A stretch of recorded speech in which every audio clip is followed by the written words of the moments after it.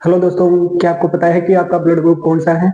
यदि हाँ तो कमेंट बॉक्स में जरूर लिखें और चैनल को सब्सक्राइब करना बिल्कुल ना भूलें, जिससे कि ये वीडियो उन लोगों तक पहुंच सके जिन लोगों को इसकी वास्तव में जरूरत है। दोस्तों, आज हम बात कर रहे हैं एक बहुत ही महत्वपूर्ण टॉपिक के बारे में और उस टॉपिक का नाम है ब्लड ग्रुप अर्थात रक्त समूह। दोस्तों, सभी मनुष्यों का रक्त होता है वो एक जैसा दिखता है, लेकिन वास्तव में ये जो रक्त होता है वो एक समान नहीं होता है। तो ऐसा क्यों? क्योंकि रक्त होता है उसको कुछ समूहों में विभाजित किया जाता है और इन समूहों को हम रक्त समूह है या ब्लड ग्रुप कहते हैं। दोस्तों, आज के इस वीडियो के अंतर्गत हम ये देखने वाले हैं कि ये ब्लड ग्रुप क्या होते हैं, किस प्रकार से ब्लड ग्रुप की खोज हुई है और किस प्रकार से इन ब्लड ग्रुप का निर्धारण किया जाता है। तो दोस्तों, यदि ब्लड ग्रुप के बारे में बात करें तो ब्लड ग्रुप की खोज है वो एक वैज्ञानिक के द्वारा की गई है और उस वैज्ञानिक का नाम है कोर्ललैंड स्टीनर। ये वैज्ञानिक हैं जिन्होंने रक्त समूह की सर्वप्रथम खोज की और उसके बाद में अलग अलग प्रकार के रक्त समूहों की खोज की गई है।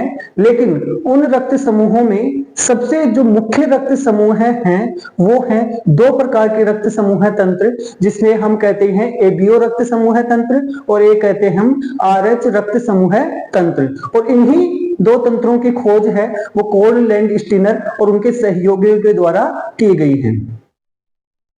तो रक्त समूह में वैसे अलग अलग प्रकार के रक्त समूह तंत्र पाए जाते हैं, लेकिन दो जो सबसे महत्वपूर्ण रक्त समूह तंत्र हैं वो है एबीओ रक्त समूह तंत्र, रक्त समूह तंत्र, और आरएच रक्त समूह तंत्र। ये दो प्रकार के रक्त समूह तंत्र सबसे महत्वपूर्ण हैं, जिसको आज के इस वीडियो में हम पढ़ने वाले हैं। और जो रक्त का आदान किया जाता है, रक्तादान किया जाता है, वो भी इसी की दो रक्त समूहों के आधार पर किया जाता है या दो रक्त समूह तंत्रों के आधार पर किया जाता है। तो सबसे पहले इन रक्त समूह तंत्र पढ़ने से पहले हम थोड़ा सा कंसेप्ट क्लियर करना चाहते हैं। दो शब्द आपको जानने होंगे, जिसमें एक शब्द होता है एंटीजन और एक शब्द होता है एंटीबॉडी। हिंदी में इनको कहा जाता है प्रतिजन और एंटीबॉडी के लिए शब्द काम में लिया जाता है प्रतिरक्षी।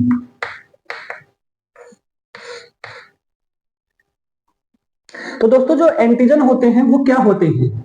एंटीजन वास्तव में कुछ प्रोटीन्स होते हैं, कुछ प्रोटीन्स हैं या ग्लाइकोप्रोटीन्स हैं जो कोशिकाओं के ऊपर पाए जाते हैं, कोशिकाओं की सतह पर पाए जाते हैं। इसके अलावा जो बाहर के जो भी सबस्टेंस होते हैं उनको भी हम एंटीजन कहते हैं। बाहर के जो भी सबस्टेंस का मतलब हो गया है कि कोई भी पैथोजन है, इसके अलावा कोई भी जैसे धूल का कण है या अन्य कोई पदार्थ जो शरीर के बाहर का है, उनको भी हम एंटीजन कहते हैं। लेकिन हमारी कोशिकाओं के ऊपर भी कुछ प्रोटीन्स पाई जाती हैं जिन्हें भी हम एंटीजन कहते हैं। और इन एंटीजन के विरुद्ध में एंटीबॉडी बनती हैं और ये भी वास्तव में प्रोटीन ही होती हैं। तो एंटीबॉडी भी प्रोटीन होती हैं जो एंटीजन के विरुद्ध में बनती हैं। कुछ एंटीजन होते हैं वो जो हमारे कोशिकाओं की सतह पर पाए जाते हैं और ये एंटीजन होते हैं, ये हमारे इम्यून सिस्टम को, हमारे प्रतिरक्षा तंत्र को ये पहचानने में मदद करते हैं कि ये कोशिका हमारी है और ये कोशिका बाहर की है। अर्थात अपने और पराई कोशिकाओं की पहचान करने के लिए इन कोशिकाओं की सतह पर पाए जाने वाले जो ये एंटीजन होते हैं ये मार्कर के रूप में, स्टाम्प के रूप में कार्य करते हैं। अर्थात ये एक प्रकार की मोहर है जिसके द्वारा हम इम्यून सिस्टम है वो पहचान जाता है कि ये स्वयं की कोशिका है या बाहर की कोशिका है। यदि स्वयं की कोशिका है तो प्रतिरक्षा तंत्र उसको नष्ट नहीं करता है, लेकिन यदि वो बाहर का कोई एंटीजन है तो प्रतिरक्षा तंत्र उसके अगेंस्ट में जो एंटीबॉडी बनाता है और ये एंटीबॉडी है फिर उसको क्रिया करके, एंटीजन एंटीबॉडी क्रिया होती है, उसको क्रिया करके उसको नष्ट कर देता है। तो यहां पर हमने दो कंसेप्ट पढ़े हैं कि एंटीजन क्या होता है और एंटीबॉडी क्या होती है।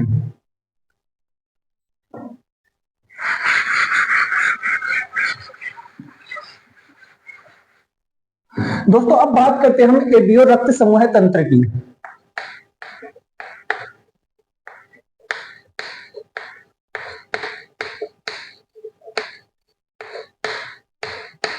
सबसे पहले बात करें इस रक्त समूह तंत्र की खोज किसने की है, तो इस रक्त समूह तंत्र की खोज सन 1900 में कोर्ल लैंड स्टीनर नामक वैज्ञानिक के द्वारा की गई है।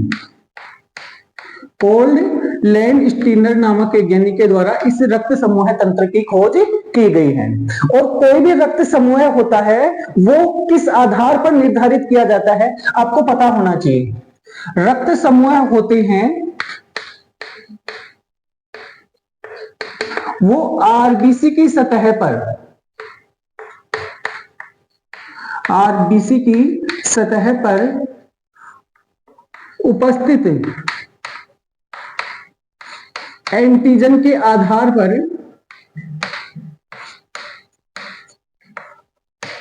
निर्धारित होता है। और यहां पर एबीओ रक्त समूह तंत्र में जो एंटीजन पाए जाते हैं वो होते हैं ए एंटीजन और बी एंटीजन, अर्थात ये दो एंटीजन होते हैं, ये पाए जाते हैं आरबीसी की सतह पर। और आरबीसी की सतह पर ए एंटीजन और बी एंटीजन की उपस्थिति या अनुपस्थिति के आधार पर एबीओ रक्त समूह तंत्र का निर्धारण होता है। तो इस ए व बी एंटीजन जो आरबीसी की सतह पर है ये उपस्थित है या अनुपस्थित है, इस आधार पर एबीओ रक्त समूह की खोज की गई। तो जो ये ए और बी एंटीजन है ये उपस्थित होंगे तो कौन सा रक्त समूह बनेगा और अनुपस्थित होंगे तो कौन सा रक्त समूह बनेगा। हमें एक चीज और ध्यान में रखनी है कि जो ये एंटीजन होते हैं इनके साथ साथ जो ये एंटीजन होते हैं ये पाए जाते हैं आरबीसी की सतह पर, लेकिन जो प्लाज्मा होता है उस प्लाज्मा में एंटीबॉडी भी पाए जाते हैं। लेकिन जो एंटीजन आरबीसी की सतह पर उपस्थित है उसके विरुद्ध वाला जो एंटीबॉडी होता है वो प्लाज्मा में नहीं पाया जाता है, बल्कि दूसरे एंटीजन का जो एंटीबॉडी होता है वो प्लाज्मा में पाया जाता है। जैसे मैं बात करूं, यदि मान लो किसी व्यक्ति की आरबीसी के ऊपर ए एंटीजन है तो उस व्यक्ति के प्लाज्मा में एंटी बी एंटीबॉडी पाया जाएगा, ना कि एंटी ए, क्योंकि एंटी ए एंटीबॉडी है वो ए एंटीजन से क्रिया करके उसको नष्ट कर सकती है। तो उसके प्लाज्मा में एंटी बी एंटीबॉडी पाया जाएगा, अर्थात विपरीत एंटीबॉडी पाया जाएगा। तो ये आपको ध्यान रखना है। तो अब हम देखने वाले हैं कि एबीओ रक्त समूह तंत्र के आधार पर कितने प्रकार के रक्त समूह बनेंगे और उनका निर्धारण किस प्रकार से होगा।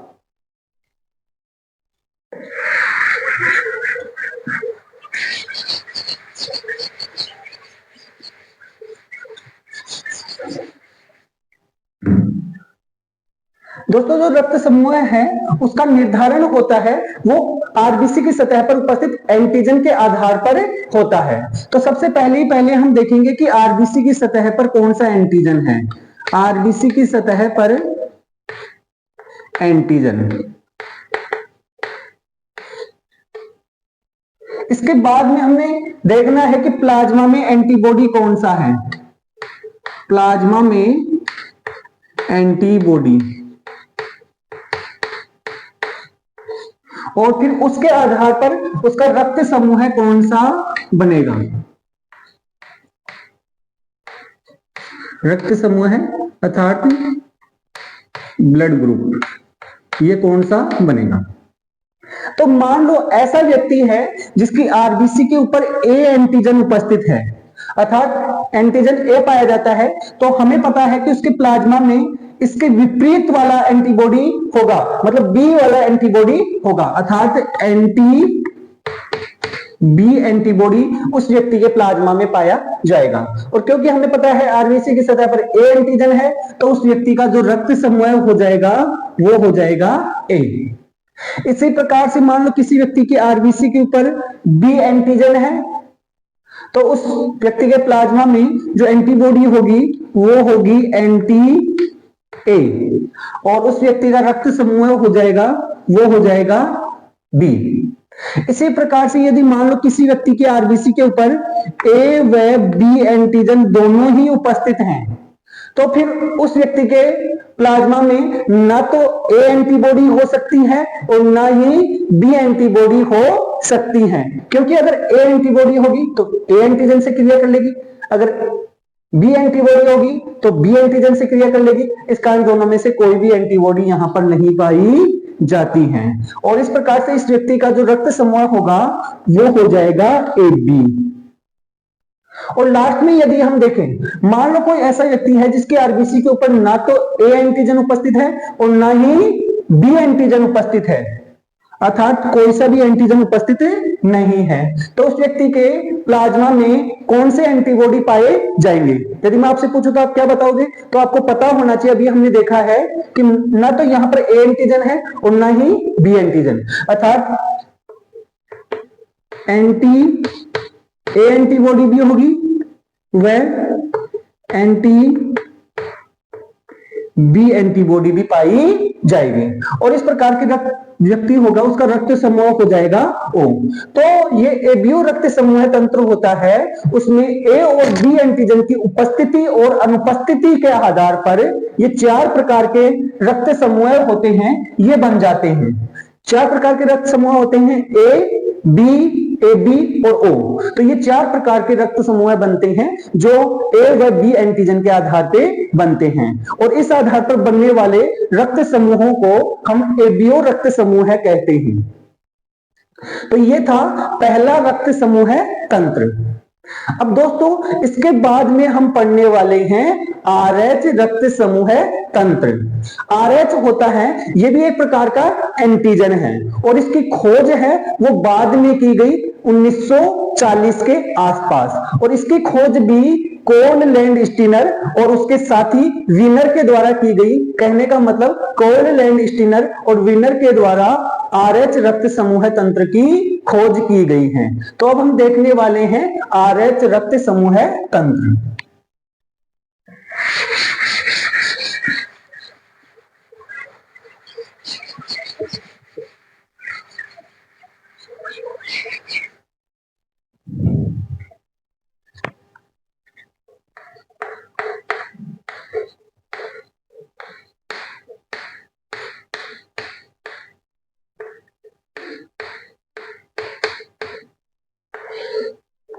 दोस्तों आरएच रक्त समूह तंत्र की खोज है वो हुई है 1940 में, और इसकी खोज की है कोल लैंड स्टीनर व विनर ने। तो इन 2 वैज्ञानिकों के द्वारा रक्त समूह की जो आरएच रक्त समूह तंत्र है उसकी खोज की गई है। अब दोस्तों हमने देखा है कि एबीओ रक्त समूह में भी कोल लैंड स्टीनर है और आरएच रक्त समूह तंत्र में भी कोल लैंड स्टीनर है। इसी कारण से इन रक्त समूहों का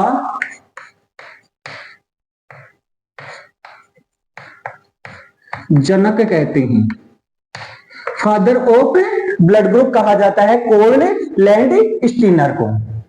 दोस्तों जो आरएच है ये शब्द लिया गया है रीसस बंदर से। आरएच का मतलब होता है, ये शब्द रीसस बंदर से लिया गया है, और क्योंकि ये जो आरएच है ये एक एंटीजन है, जो ये एंटीजन है, एंटीजन आरएच जो नाम रखा गया है रीसस बंदर के आधार पर ये उसमें पाया जाता है। तो आरबीसी की सतह पर ए और बी एंटीजन के अलावा अन्य एंटीजन भी पाया जाता है जिसका नाम है आरएच एंटीजन, और आरएच नाम रखा गया है इसका मक्का का रीसस नामक बंदर के कारण, क्योंकि मक्का का रीसस नामक बंदर में इसको सबसे पहले खोजा गया था, तो इसके कारण इसका नाम रखा गया है आरएच।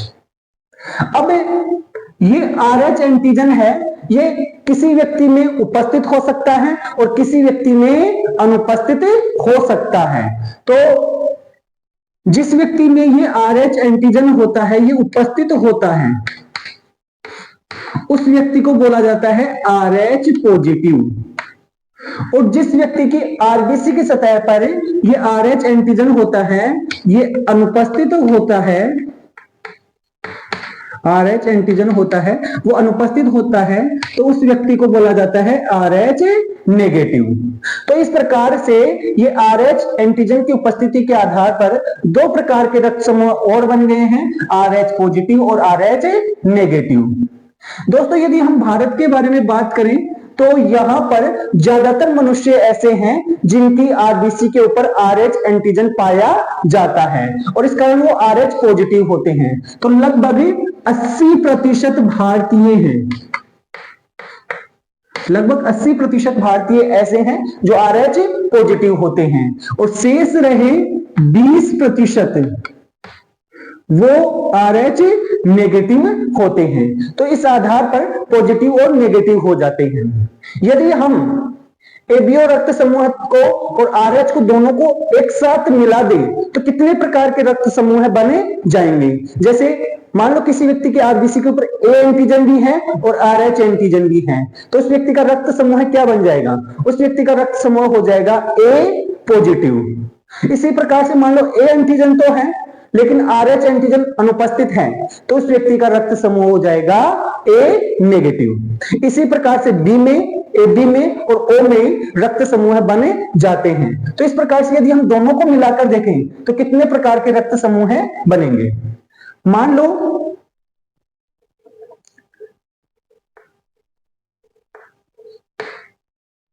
A है रक्त समूह,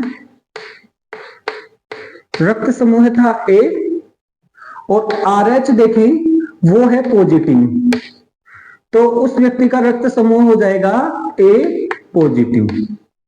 इसी प्रकार से रक्त समूह तो A है लेकिन RH एंटीजन है वो अनुपस्थित है, तो उस व्यक्ति का रक्त समूह हो जाएगा A नेगेटिव। इसी प्रकार से B है लेकिन RH एंटीजन उपस्थित है तो हो जाएगा B पॉजिटिव।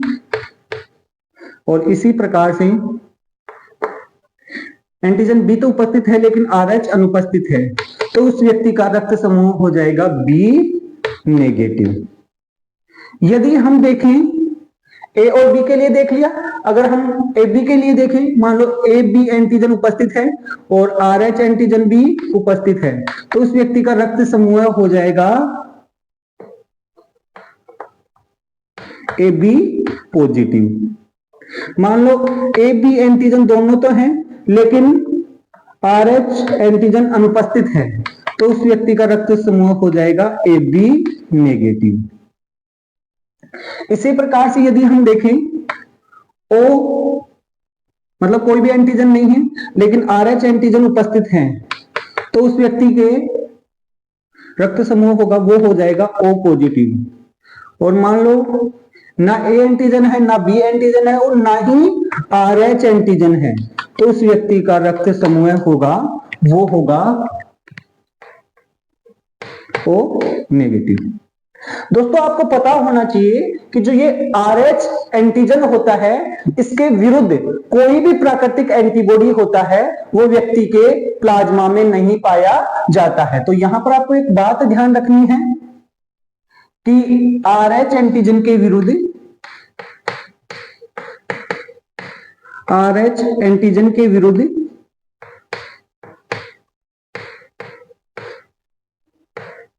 कोई भी प्राकृतिक एंटीबॉडी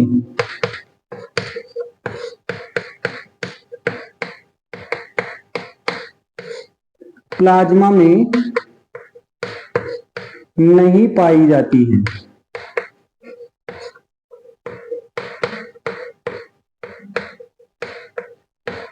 तो ये बात आपको ध्यान रखनी है। तो ये थे हमारे एबीओ रक्त समूह तंत्र और RH रक्त समूह तंत्र। दोस्तों एबीओ और RH रक्त समूह तंत्र हैं, इनको ध्यान में रखते हुए हम जो एक व्यक्ति है उसका रक्त है दूसरे व्यक्ति को दे सकते हैं। अर्थात यदि मान लो किसी व्यक्ति को रक्त की आवश्यकता है तो दूसरा व्यक्ति है उस व्यक्ति को रक्त दे सकता है, और रक्त देने की इस प्रक्रिया को कहा जाता है रक्ताधान या रक्त आधान। तो थोड़ा सा हम रक्ताधान के बारे में भी पढ़ लेते हैं।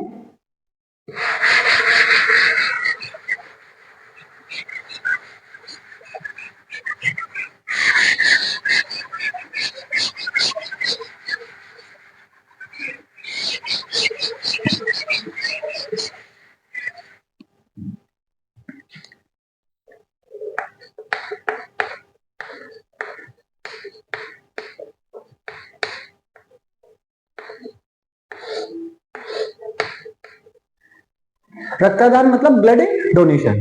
तो मान लो किसी व्यक्ति को किसी कारणवश रक्त की आवश्यकता है, मान लो उस व्यक्ति के शरीर में रक्त की कमी है या कोई एक्सीडेंट हो गया है, मान लो किसी महिला की डिलीवरी है, तो ये सभी कंडीशन हो सकती हैं जब किसी व्यक्ति को रक्त की जरूरत पड़ सकती है, तो उसे दूसरे व्यक्ति का रक्त दिया जाता है और इस प्रक्रिया को कहा जाता है रक्तदान, ब्लड डोनेशन। यहां पर आपको दो शब्द ध्यान रखने हैं रक्तदान की प्रक्रिया में। एक होता है दाता जिसे हम बोलेंगे डोनर, और एक होता है ग्राही जिसे हम कहेंगे रेसिपिएंट। तो इस प्रकार से दो व्यक्ति होंगे, एक होगा दाता अर्थात डोनर और एक होगा रेसिपिएंट। दाता होगा ऐसा व्यक्ति जो रक्त देगा, अर्थात जिस व्यक्ति से रक्त लिया जाता है उस व्यक्ति को हम रक्तदाता कहते हैं, और जो व्यक्ति है वो रक्त को ग्रहण करता है उस व्यक्ति को कहा जाता है रक्तग्राही अर्थात ब्लड रेसिपिएंट। तो ये दो प्रकार के व्यक्ति होते हैं जो ब्लड डोनेशन की प्रक्रिया में भाग लेते हैं।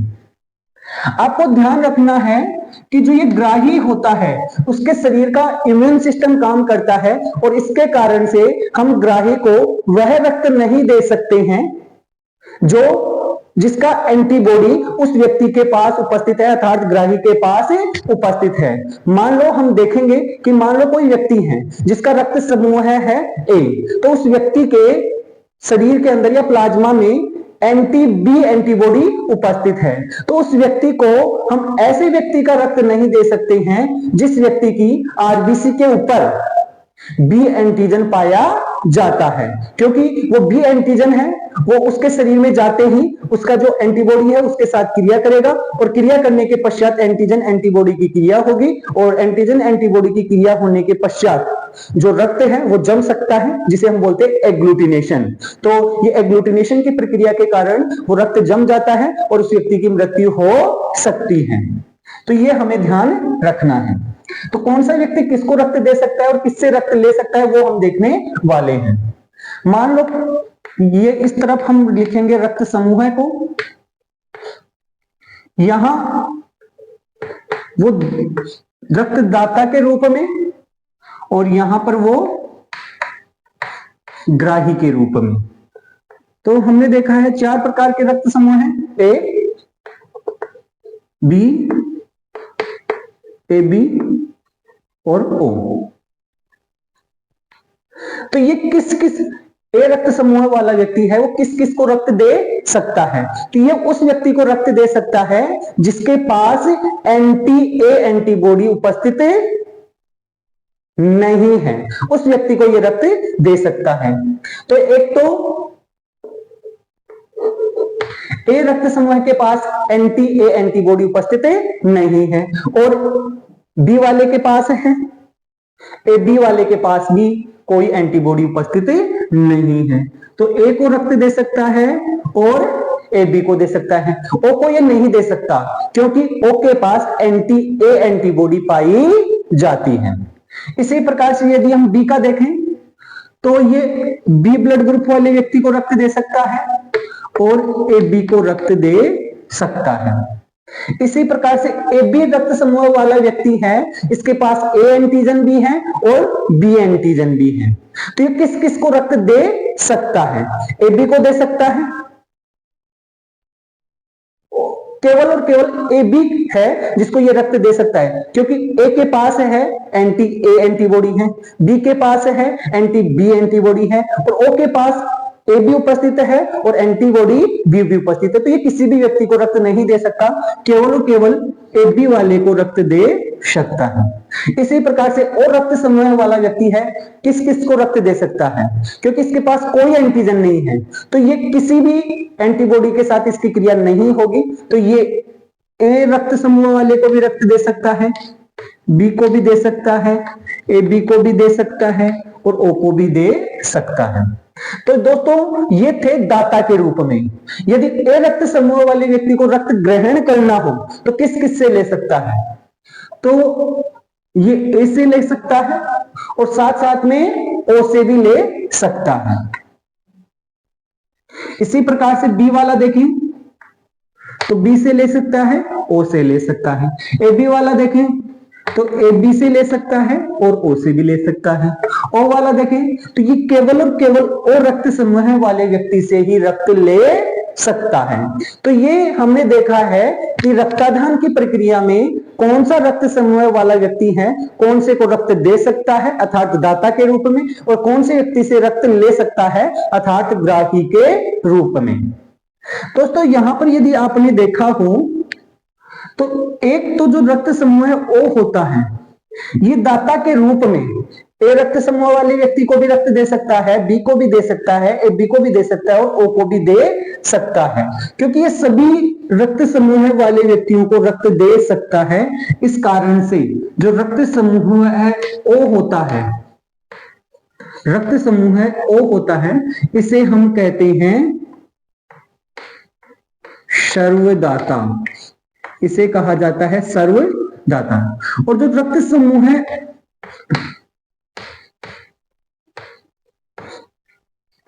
ए बी है, यदि उसको हम देखते हैं